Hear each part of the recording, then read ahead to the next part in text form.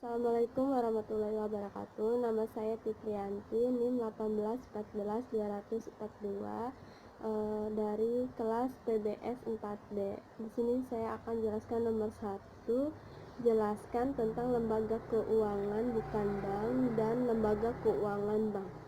Lembaga keuangan bukan bank adalah badan usaha yang melakukan kegiatannya dalam bidang keuangan secara langsung atau tidak langsung, menghimpun dana dari masyarakat dan menyalurkan kembali kepada masyarakat.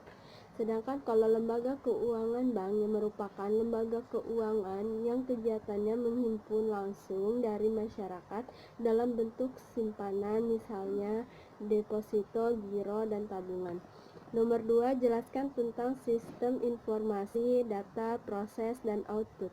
Sistem informasi merupakan seperangkat komponen yang saling terkait yang mengumpulkan, memproses, menyimpan, dan mendistribusikan informasi untuk mendukung pengambilan keputusan kontrol dalam sebuah organisasi. Yang kedua ada data. Data merupakan fakta tentang orang, kejadian serta subjek lainnya yang dimanipulasi dan diproses untuk menghasilkan informasi. Yang ketiga ada proses. Proses merupakan bagian yang melakukan perubahan atau informasi dari masukan menjadi keluaran yang berguna, lebih bernilai, misalnya berupa informasi dan produk, tetapi juga biasanya berupa hal-hal yang tidak memproseskan pada sistem informasi keluaran. Yang keempat ada output. Output itu merupakan hasil dari pemrosesan pada sistem informasi keluaran, bisa berupa suatu informasi, saran, cetakan, laporan, dan lain-lain. Soal nomor 3 yaitu jelaskan tentang arsitektur informasi pada perbankan.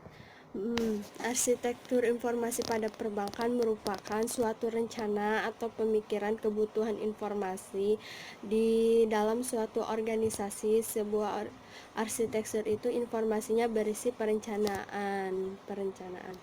Yang keempat, jelaskan bank syariah dapat dikelompokkan menjadi 3 bagian, sebutkan dan jelaskan.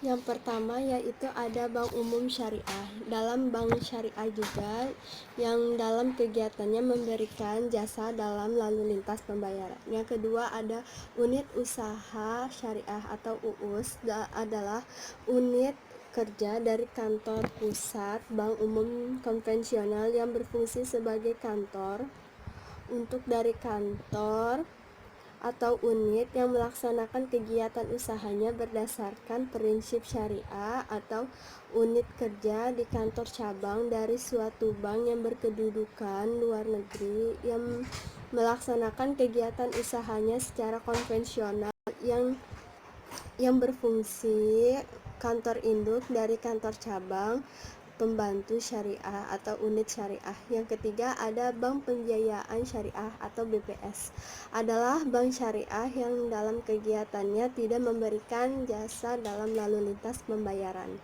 Yang kelima, jelaskan dan gambarkan sistem informasi. Yang pertama sistem saya contoh dari satu sistem informasi sederhana. Pertama ada berkas data, lalu diproses ke sistem informasi, lalu ada yang menggunakannya. Yang ke sistem informasi itu di bawahnya ada laporan harian penjualan. Perlu diketahui bahwa sistem informasi ini tidak harus selalu berbentuk dalam memperhatikan sebuah sistem informasi yang bersifat sederhana.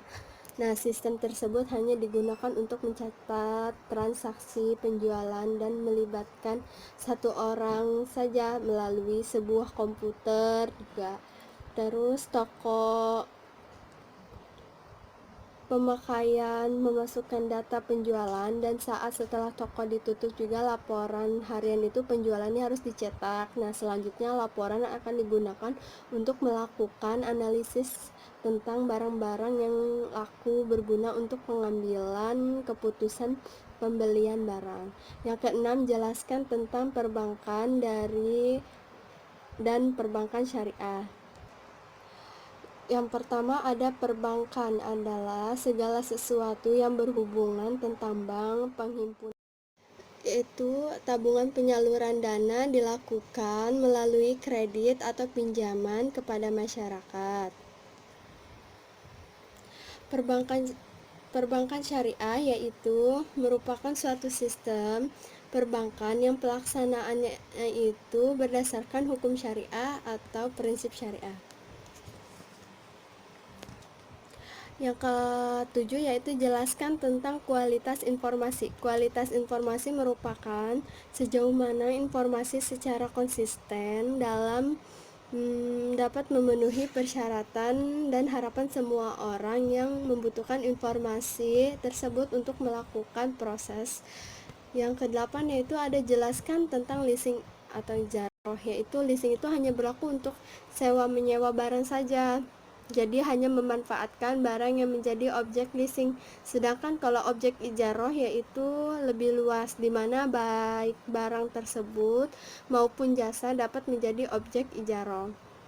Yang B ada anjak piutang atau hiwalah, yaitu Peraturan Presiden Nomor 9 Tahun 2009 adalah kegiatan pembiayaan dalam bentuk pembelian piutang dagang. Nah, kegiatannya juga adalah ada jangka pendek suatu perusahaan pengurus atau piutang tersebut. Kalau akad hiwala itu merupakan suatu akad pengalihan utang.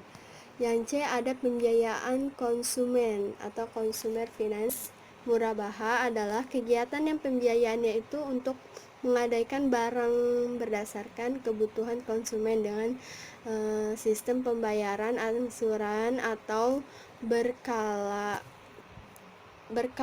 oleh konsumen. Sedangkan kalau murabaha adalah transaksi penjualan.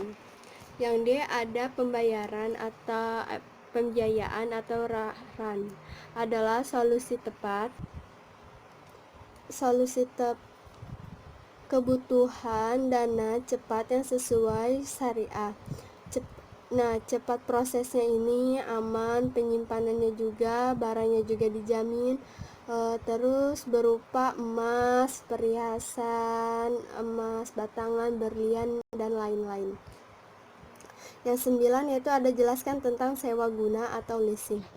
Nah, leasing atau SGU, sewa guna usaha adalah kegiatan pembiayaannya itu dengan menyediakan barang modal baik dengan hak opsi maupun tanpa hak opsi untuk digunakan oleh penyewa guna usaha selama jangka waktu tertentu berdasarkan pembayaran secara angsuran. Yang B ada modal ventura atau ventura capital adalah suatu investasi dalam bentuk pembiayaan berupa penyertaan modal ke dalam suatu perusahaan swasta sebagai pasangan usaha untuk jangka waktu tertentu. Yang C ada anjak piutang atau factoring. Anjak piutang adalah suatu transaksi keuangan sewaktu suatu perusahaan menjual piutangnya dengan memberikan suatu diskon. Lalu yang D ada pembiayaan konsumen atau consumer finance adalah kegiatan pembiayaannya untuk penggadaian barang sesuai kebutuhan konsumen dengan sistem pembayaran angsuran atau berkala oleh konsumen. Yang E ada kartu kredit, yaitu suatu jenis penyelesaian transaksi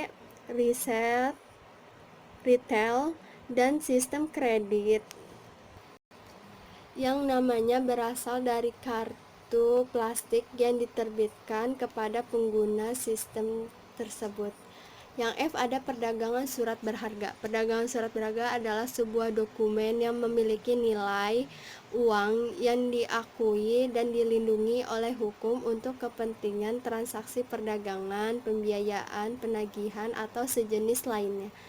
Terima kasih, kurang lebihnya mohon maaf. Wassalamualaikum warahmatullahi wabarakatuh.